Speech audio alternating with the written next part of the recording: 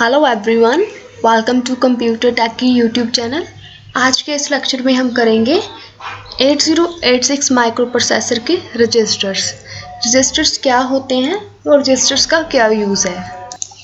Registers in 8086 microprocessor need register where data or instructions can be fetched from memory so that execution can take place।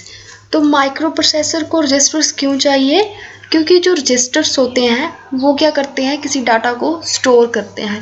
जब भी micro processor memory में से instructions हो गया, data हो गया, वो फैच करता है तो वहाँ वो कहाँ स्टोर कर कर रखता है? रजिस्टर। तो रजिस्टर्स का मेन पर्पस क्या है कि वो स्टोरेज पर्पस के लिए यूज़ किए जाते हैं। 8086 microprocessor has 13 bit registers and 8 flags. कितने रजिस्टर हैं यहाँ पर?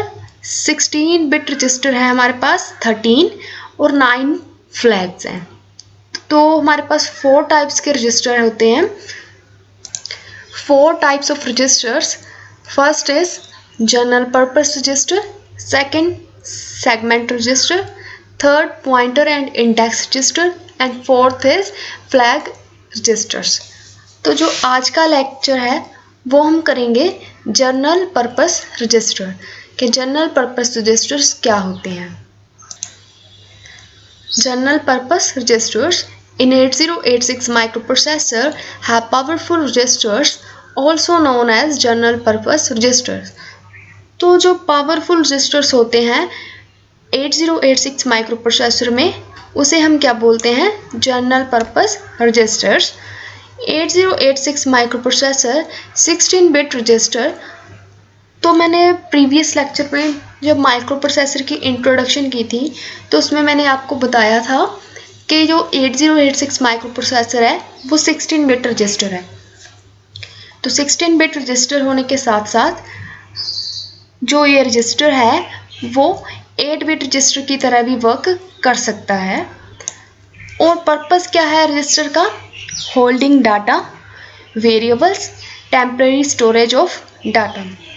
तो रजिस्टर्स क्यों यूज़ करते हैं हम? कि डाटा को होल्ड करने के लिए, वेरिएबल्स को होल्ड करने के लिए। डाटा और वेरिएबल्स में डिफरेंस है तो आपको पता होना चाहिए कि डाटा क्या होता है, वेरिएबल्स क्या होता है। Temporary storage data. तो रजिस्टर्स क्या है? जस्ट टेम्परेरी डाटा को स्टोर करता है, परमानेंट स्टोर नहीं करता। तो टेम्परेरी स्टोरेज के लिए हम क्या करते हैं? रजिस्टर्स यूज़ करते हैं। जनरल पर्पस रजिस्टर्स में हमारे पास 4 तरह के रजिस्टर्स होते हैं, AX, BX, CX and DX। One by one हम चारों टाइप्स देखेंगे कि इनमें क्या स्टोर किया जाता है और किस के लिए यूज़ किए जाते हैं।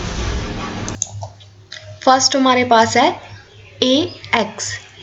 AX में जो X है वो X स्टैंड करता है हमारा, जो हमारा X है वो स्टैंड करता है 16 बिट के लिए, 16 बिट। और जो A है, A स्टैंड करता है हमारा अकम्युलेटर के लिए। इसकी साथ देखिए डेफिनेशन में, this is accumulator. A stands for accumulator, it is of 16 bit. और जो X है वो डिनोट करता है 16 bits and is divide into 2 8 bit registers. तो जो AX रजिस्टर है उसे 2 रजिस्टर में डिवाइड कर दिया जाता है। जैसे पिछली डायग्राम में हमने देखा कि AX को भी 2 पार्ट्स में डिवाइड किया है, BX को भी, CX को भी और DX को भी। और जो AX है उसे किस में डिवाइड किया है? AH and AL to also perform 8 bit instruction. तो जो AH है उसमें 8 बिट आ जाएगी और जो AL है उसमें 8 बिट आ जाएगी। तो दोनों को मिलाकर कितना बन जाएगा हमारा? 16 bit. It is generally used for arithmetic and logical instructions, but in 8086 microprocessor, it is not mandatory to have accumulator as the destination operand। तो वैसे तो जो AX है वो किसके लिए यूज़ किया जाता है? अर्थमेटिक एंड लॉजिकल इंस्ट्रक्शंस के लिए। और जो यहाँ पर H है, H स्टैंड करता है हाई वैल्यू के लिए और L स्टैंड करता है लो वैल्यू के लिए।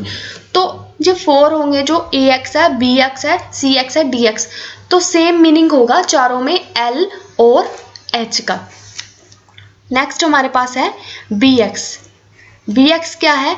This is the base register. क्या है? बेस रजिस्टर है हमारे पास। It is of 16 bit and divide into 2 8 bit register, same as it is। BX भी कितने में डिवाइड किया गया है?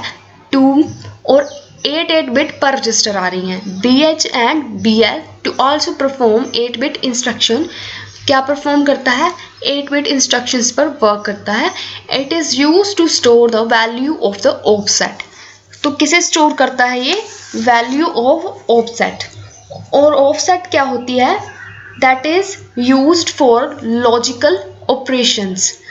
किसके लिए यूज किया जाता है ऑफसेट? लॉजिकल ऑपरेशंस के लिए। सेम एज इट इज, यहाँ पर एक एग्जांपल है MOV। इसका मतलब क्या होता है? मूव। VL आपको पता चल गया कि B कहाँ है? बेस के लिए स्टैंड करता है। L किसके लिए स्टैंड करता है? लो के लिए। और 500 जो है वो एड्रेस है, मतलब इतना एड्रेस वो क्या करेंगे? मूव करेंगे। कौन से रजिस्टर में? बेस लो रजिस्टर के लिए। CX एंड C यहाँ पर किसके लिए स्टैंड करता है? C स्टैंड करता है हमारा काउंटर के लिए। और जो CX होता है वो क्या होता है हमारे पास? Default counter। This is the counter register। It is of 16 bit and is divided into 2 8 bit registers। इसे भी 2 में डिवाइड किया जाता है 8 बिट रजिस्टर का। CH and CL to also perform 8 bit instruction. तो CX को हम कहाँ यूज़ करते हैं? जब लूपिंग का कंसेप्ट आता है, जैसे हमारी फॉर लूप चलती है, इस तरह वहाँ पर क्या यूज़ किया जाता है? CX register. और रोटेशन के लिए, रोटेशन के साथ साथ स्ट्रिंग के लिए भी यूज़ किया जाता है। जैसे स्ट्रिंग हमें बाइनरी में दी जाती है 0 1 1 1 1 0 0 1, तो वहाँ पर भी क्या यूज़ किया जाता है? CX register. और CX कौन सा रजिस्टर है? General purpose register. एग्जाम्पल देखिए, मूव CX। तो इसमें जस्ट हमने क्या किया? जो रजिस्टर है CX उसे क्या कर दिया? मूव, कोमा लगा कर दिया हुआ है। Triple time 0 5 loop. तो इसमें क्या है? लूप चल रही है। लूप के लिए भी हम क्या यूज़ कर रहे हैं? CX register. नेक्स्ट हमारे पास है DX एंड DX किसके लिए यूज़ किया जाता है? ऑपरेंड्स एंड डेस्टिनेशन, डेस्टिनेशन के लिए। This is the data register. क्या होता है जी? एक डाटा रजिस्टर होता है। It is of 16 bit and is divided into 2 8 bit register DH and DL to also perform 8 bit instruction same as it is। और किसके लिए यूज किया जाता है? It is used in multiplication and input output port addressing। और DX किसके लिए use किया जाता है? ऑपरेंड्स एंड डेस्टिनेशन की इंस्ट्रक्शन के लिए। ऑपरेंड्स आपको पता होते हैं क्या होते हैं, और इंस्ट्रक्शंस का डेस्टिनेशन क्या है उसके लिए हम यूज़ करते हैं डाटा रजिस्टर DX। और X किसके लिए स्टैंड करता है? हमारा 16 बिट के लिए। यहाँ पर एग्जांपल दी हुई है MUL stand for multiplication. BX आपको पता है क्या है? BX is base register. DX हमारे पास क्या है? Data register. AX क्या है? अकम्युलेटर रजिस्टर। तो यहाँ पर क्या कराई है? इनकी मल्टीप्लिकेशन। तो आज के लेक्चर में हमने किया general purpose register. Next lecture में हम करेंगे डिफरेंट टाइप के रजिस्टर्स। और अगर आपको वीडियो अच्छा लगा तो लाइक कीजिए, कमेंट कीजिए और अपने फ्रेंड्स के साथ शेयर कीजिए। इसके रिलेटेड अगर आपको कोई भी डाउट है तो आप कमेंट सेक्शन में लिख सकते हैं। Thank you.